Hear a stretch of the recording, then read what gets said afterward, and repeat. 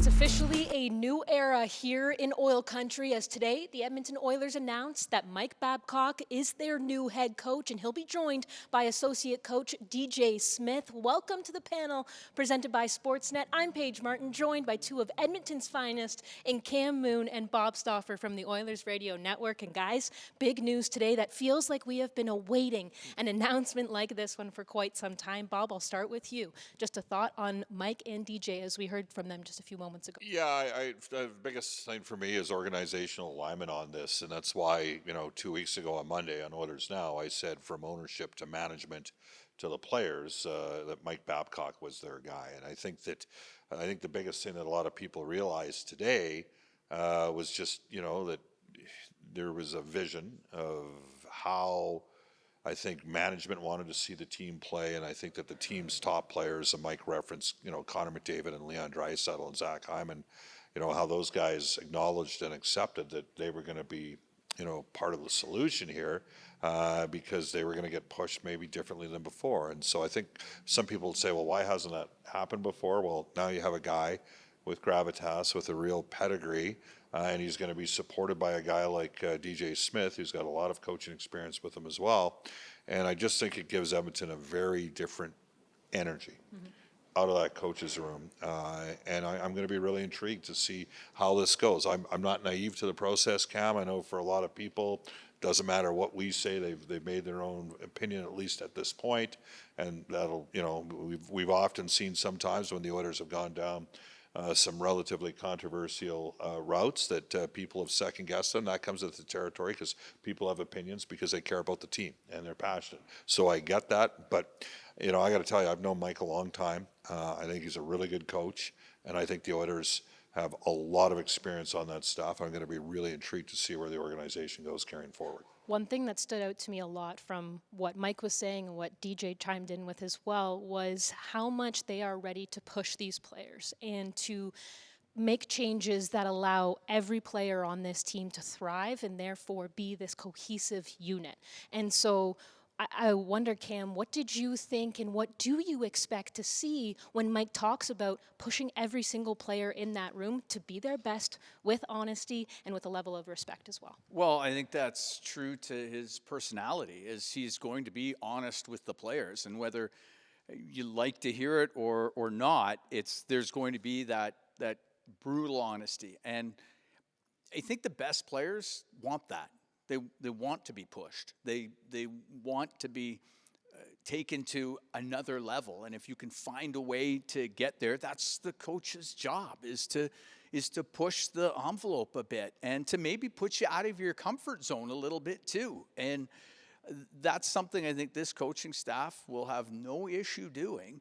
And that's true to their personality and the history of whether that be Mike or whether that be DJ. I mean, that's how they coach, and they've had success doing that. So I would expect more of it, and I would think the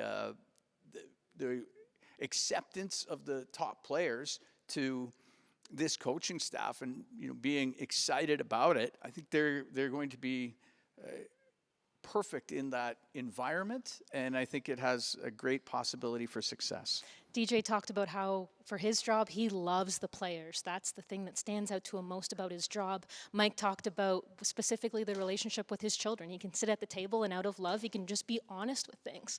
And there's kind of a very similar relationship with this team, right, and what we maybe are about to see. How do you, Bob, maybe see these players being empowered and therefore growing when you have two of the best players in the game and they are sitting there saying, we want to be pushed even further? I think we saw this year, Paige, in fairness, the Oilers probably now have three of the best players in the world, right? Because Evan Bouchard is a superstar player in his own right. A couple things here. I mean, I think one of the things that we're going to see is and Stan Bowman alluded to it today in the press conference, I think we're going to see more players involved. I think that everybody's got a role. I'm going to give you a little bit of I'm not even going to tease it. I'm just going to tell you. In an interview that I've already done with Mike that's going to run on Oilers Now, he talked about the fact, maybe the deployment of McDavid and Draisaitl depends on home versus road.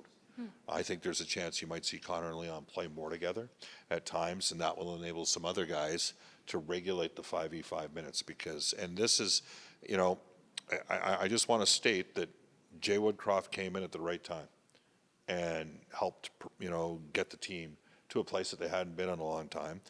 And then conversely, Chris Knobloch came in at the right time and got the team to back-to-back Stanley Cups. But there was a guy that was on all of those staffs by the name of Glenn Gulletson that had great poise and experience and was critical of success. And both of those first-time coaches would say, you know, Gully played a factor, and so did Paul Coffey, obviously, in those 2 Stanley Cup runs. And so there was a different experience around those coaches. Well, this is an experienced coaching staff.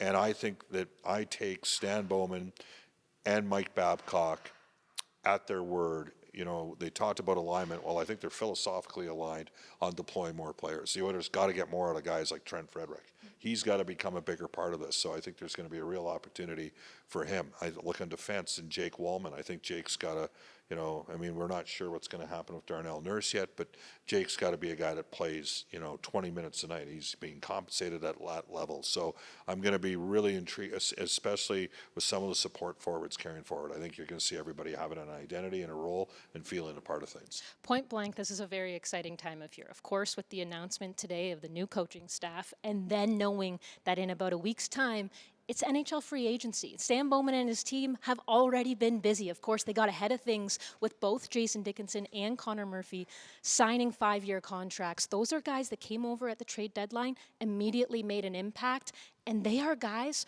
who take a lot of pride in their roles on this team. And that really, you talk about alignment, aligns with what Mike and Stan were really talking about today.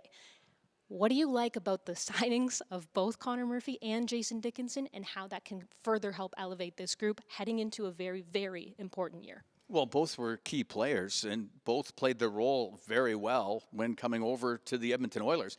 And then at the year-end media availabilities, both expressed great interest in returning to Edmonton. And we had an idea that management was interested in having them back. So when you have interest on both sides, I figured that it wouldn't take too long for them to find the common ground with money and term, and they did. And I think that's key for this team, for that depth up front, for that depth on the back end, and players that have already been here, players that already understand the dynamic within the room, that are comfortable with that, as opposed to, you know, somebody that you sign in the summer and Edmonton might be new to them, and there's an adjustment. There's all of those things. You don't have that with these two guys. So, and given the free agent crop this summer being maybe not as bountiful as some summers have been, it was great to see the Oilers get ahead of it and get 2 key guys returning.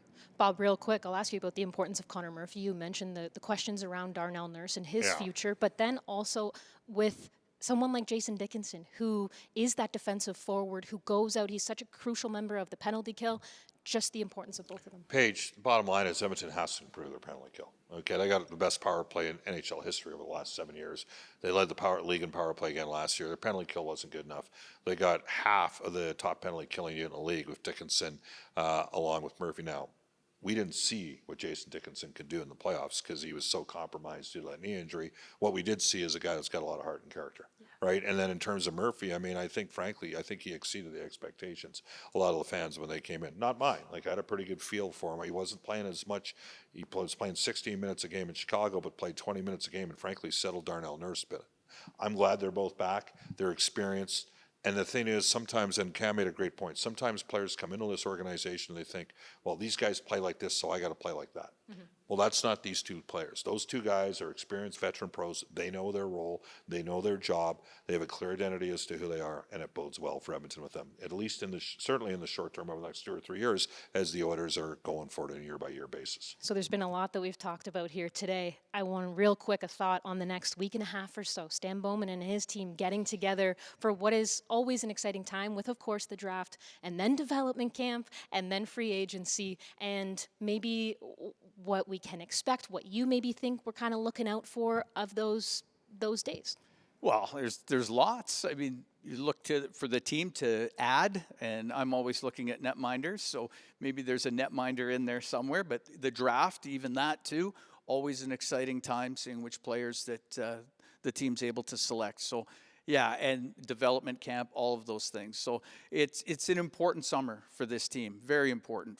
It's been important coming for today, but today on is really important too, to get this team towards what it needs to be when the season starts. I do value amateur scouting, and I'm going to say something that the amateur scouts aren't probably going to like, but I wouldn't be that upset if we saw a couple more picks go to address needs right now.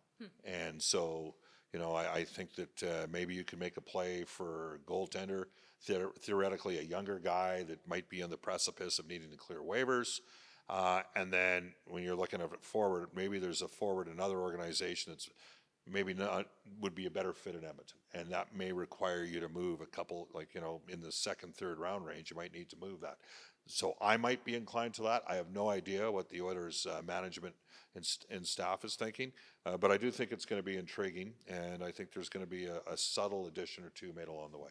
But that's just your 2 cents. That's my 2 cents. That is not. If he was at the helm, we know what Bob would do. No. I would listen to those around me. Yeah, very smart. Very yes. smart. Guys, thank you so much. Thank you for joining us today. And of course, it's always nice to see your faces during the summertime. Thanks, Paige. Thank you guys also for joining in Oil Country. It's an exciting time to be an Edmonton Oilers fan. This has been The Panel, presented by Sportsnet.